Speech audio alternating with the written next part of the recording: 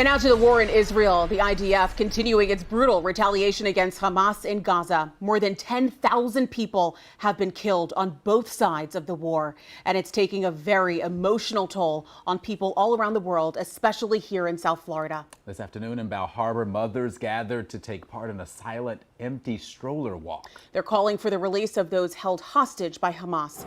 Local 10's Terrell Forney joins us live from that demonstration with why the protesters are pushing strollers. Terrell.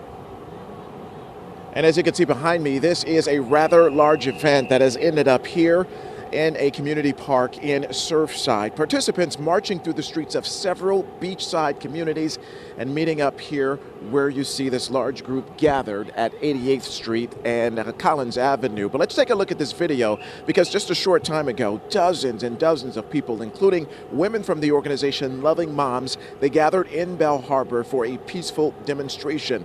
The group gathered with empty strollers to draw attention to the children and other victims that are being held hostage by Hamas. The participants are speaking up in an attempt to end the crisis that is unfolding in Israel and pushing for the release of all of the hostages. Today's goal, though, is a silent, empty stroller walk. Organizers say it's their way of showing solidarity and determination in the wake of such a huge tragedy. In their words, Hamas is threatening humanity. We value life above all, and we carry a message of hope. It's a really horrendous situation, so this feels like the very minimal that I can do to walk and to continue talking about the hostages and how they need to come home and be with their families.